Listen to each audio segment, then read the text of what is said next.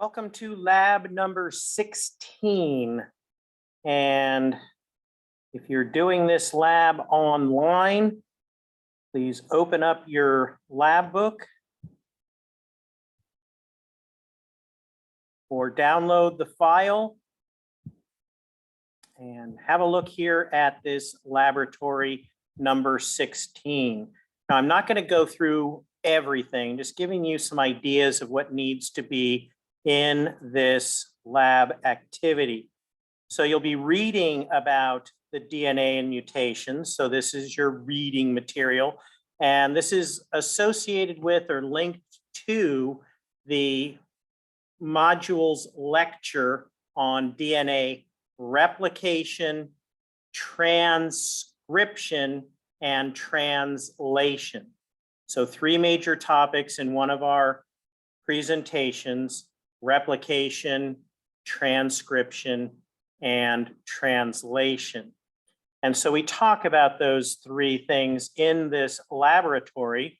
So please read through and make sure you're well aware that DNA is made of four different bases that join in a very specific type of hydrogen bonding.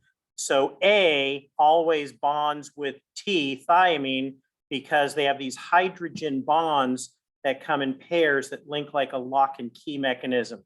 And G always links with C because it has a lock and key mechanism with three hydrogen bonds. So A, T, G, and C are the four bases. But keep in mind that in RNA has only A, C, G, and for T, it has something called uracil. It's a very minor but important change in the base thymine. So thymine is DNA, uracil is RNA. And so there's a slight difference in how they bind, or the bases that are used for each. So they pair. If I'm looking at a tiny piece of DNA, A always binds with T, GC, GC, TA. So you can see how the one strand and its complement are always going to follow this pattern. These are complementary strands, not identical. And only one of the strands of DNA in any given region is going to be the coding strand of DNA, the one that actually is going to be transcribed or turned into RNA. So this is the process. You take DNA from the nucleus of a eukaryotic cell, or the DNA in the nucleoid region of a prokaryotic cell, and you copy it in a process called transcription into a special kind of RNA, which is one of three types. The messenger RNA is the typical RNA that we're talking about when we're processing genes, but there are two other types of RNA: ribosomal RNA that needs to be copied from the DNA, and ribosomal RNA is used to make ribosomes, and transfer RNA, which is necessary to make protein. The transfer RNA brings the appropriate amino acid.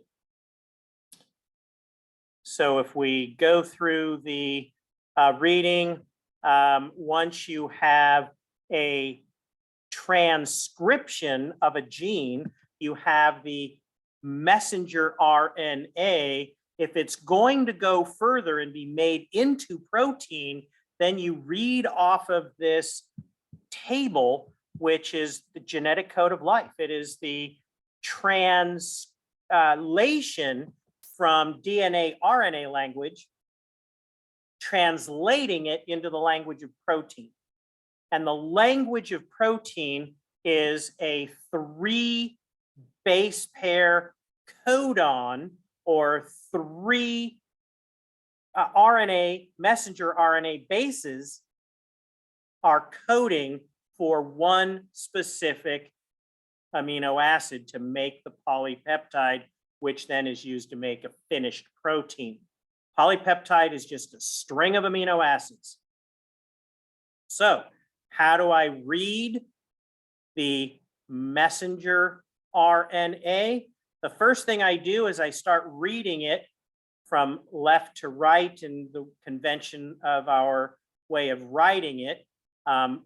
The left and right are designated as 5' and 3' ends of the molecule. So there is no such thing as left and right when you're in a three-dimensional cellular structure. There's just the chemical orientation. It is the equivalent in thinking of left and right. So the 5' end tells you which is the end that goes on the left. Don't worry about that for the test, but essentially you start reading the messenger RNA until you find an A, U, G. And that's the initiator or start where methionine goes, or MET. MET. And these three letters in this table indicate the possible amino acids. And of the 20 amino acids, there's 64 ways to code in the messenger RNA.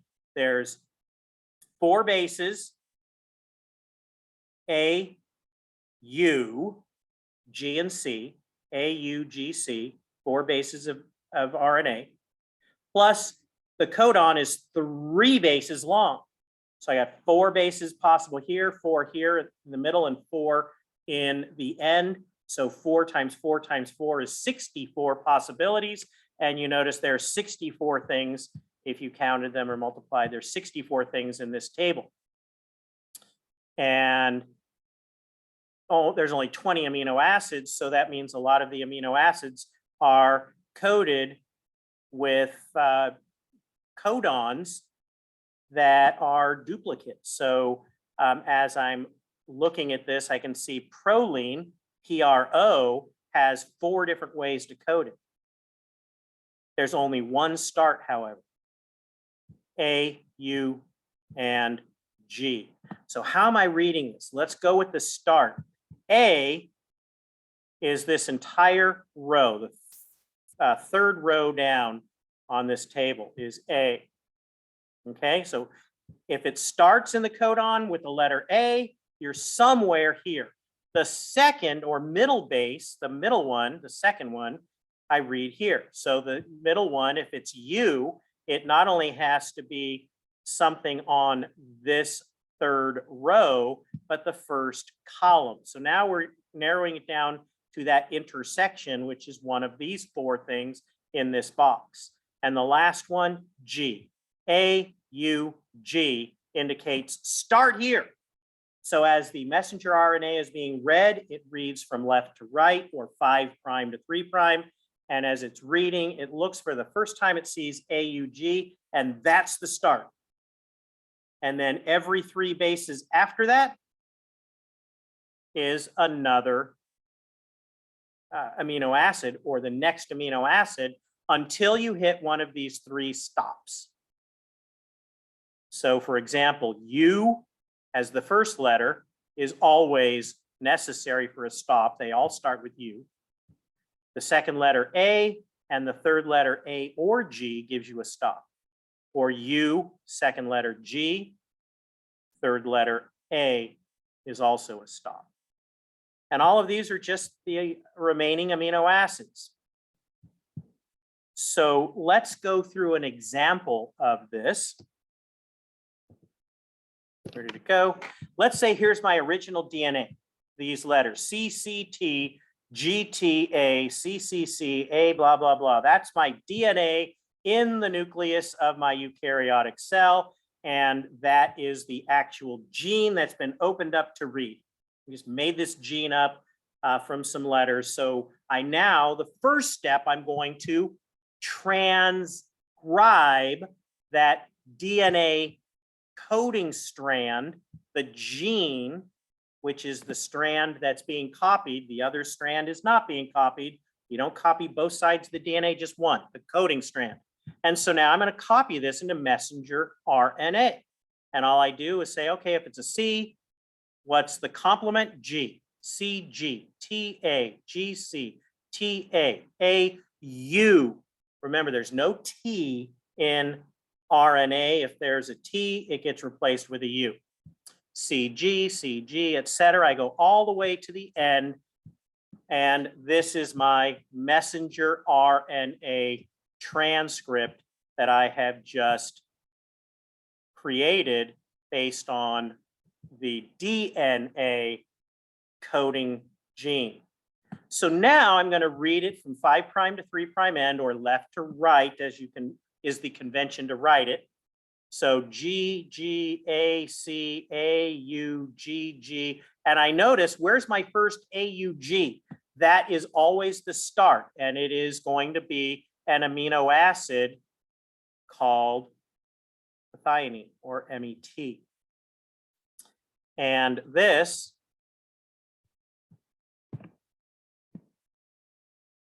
is my amino acid polypeptide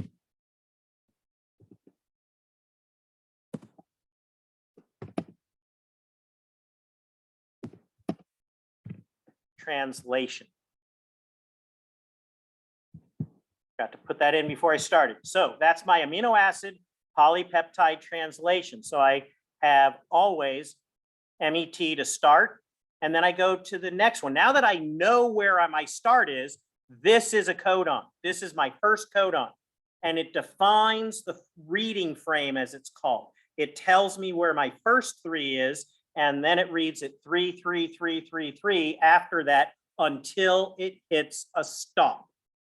And so what's the next 3? G, G, U. So I go to my table. G is the first one, so it's somewhere along the bottom row. G is the second one, so it is somewhere at the intersection, and I don't have to read anymore. I know it has to be glycine because all of them are GLY, but what was it, GGU, I think? So it's this one right here, GGU, and there I put in my glycine. And then the next one is CCC, C, C, and C. It's this one right here.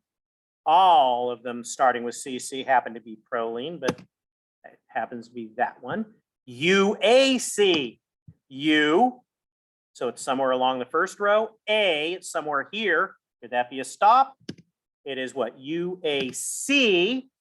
It's TYR, UAC. U, the first row, A, the third column, and then C, I read the third base here, and where they all intersect is right there at TYR. That is my next one. The next 3 bases of my messenger RNA, UGG, U, G, so they intersect right here, and G, that's TRP, TRP, tryptophan, TRP. So I put that one in.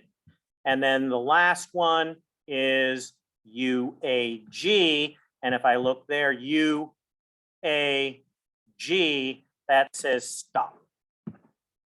So that's when the whole process of making the polypeptide, the component to build a protein, is kicked out and the polypeptide is done. This is a very short example. They would never be this short, I don't think. So it's only 1, 2, 3, 4, 5 amino acids in this polypeptide. Okay, so that's how this process works. I have DNA being transcribed into messenger RNA. Once it's transcribed or copied in the language of nucleic acids, then it's translated into the language of amino acids and proteins. Translated using the genetic code of life table. So what do you have to do on this lab? Read the whole thing. This is the first activity. This actually is a DNA molecule being replicated. So the replication is about cell division in interphase. In the later parts of interphase, we have DNA replication. And so this double-stranded DNA always has A with T, G with C, G with C, T with A, C with G, T with A. And so you are going to make your own copy. How do I make a copy of the complementary strand of DNA here? And how do I make the complementary strand here to complement this? So complete this diagram neatly so it's easy to read. Then you're going to go to the next page, and this is where the bulk of what I just lectured on is going to come in handy. You are going to take this entire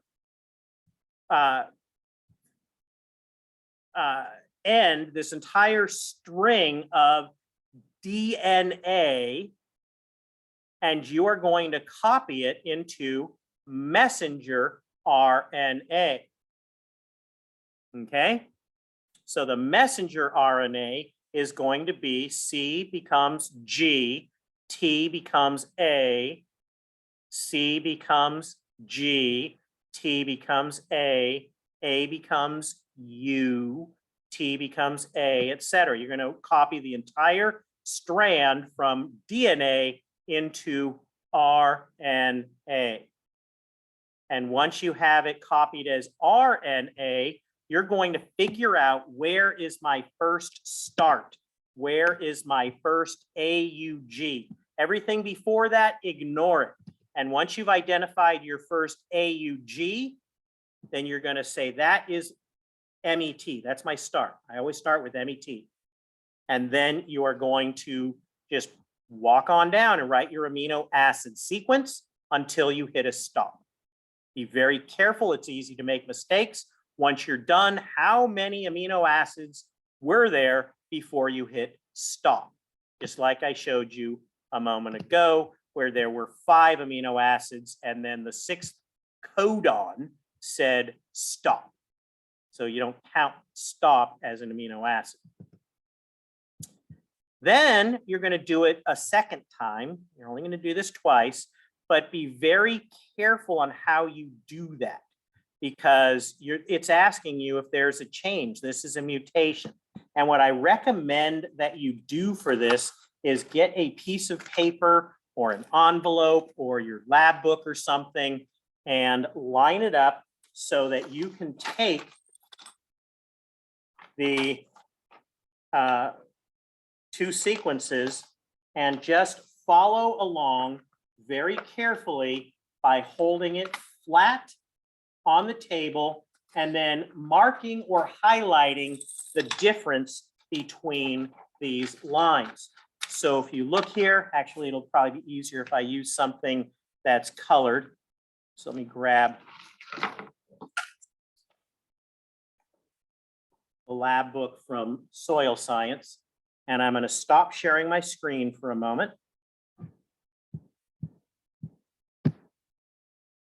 And now you can see the page. Of course, the light turns out right at that moment.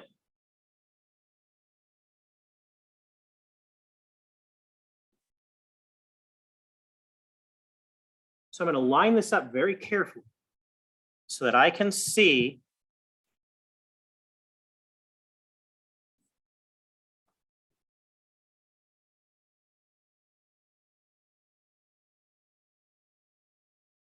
that there is a T or a C and a C to start. Really hard to do on recording. But at the very beginning, it's a C and a C. A C up here and a C down here. And I'm going to just pull this piece of paper along and just count. Then there's a T and a T. Then there's a C and a C. And you just keep going. And as I'm exposing the letters, as I'm exposing the DNA template, the coding strand on the first part, I'm going to look at the second part. Now, keep in mind that the image is reversed on your screen, so it doesn't look correct on the video, but it should be fairly easy to go through and look until you find a difference. And once you find the first difference, make a little tiny mark on the top and the bottom on both number 2 and number 3 in the lab, so that you know which is the first base that's changed. And then you keep going and you determine whether it is a single base or multiple bases that have changed. If it is only one base that has been substituted or changed, or if a whole base has been pulled out. And if it's pulled out, you'll end up with a frame shift, as it's called, where everything moves over one. If you delete one, everything moves over one. If you insert one, everything moves the other way one.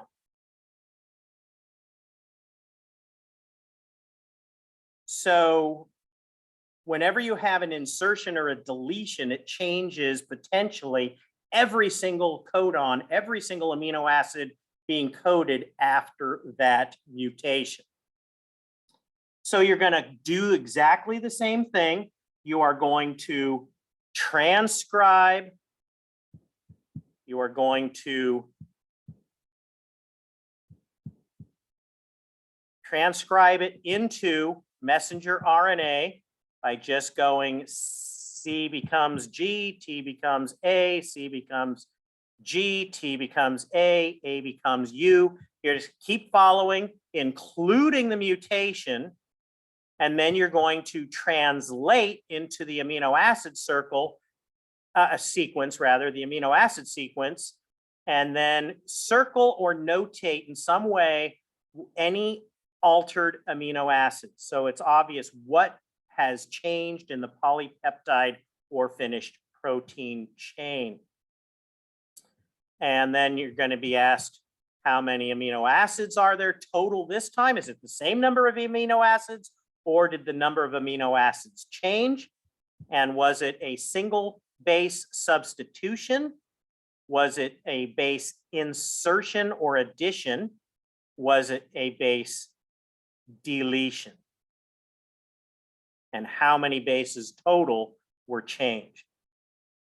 Okay. And then finally, I give you a hint, and this hint says, read about dominant recessive genes and incomplete dominance. And if you read about dominant recessive genes, especially with related to flowers and flower color, it will help you answer questions 4, 5, and 6. So that's a really big hint that's not in any of your lab books. So I give that in class or here online. And these descriptions of dominant recessive genes and incomplete dominance will help you answer those final questions. And that's it for Lab 16.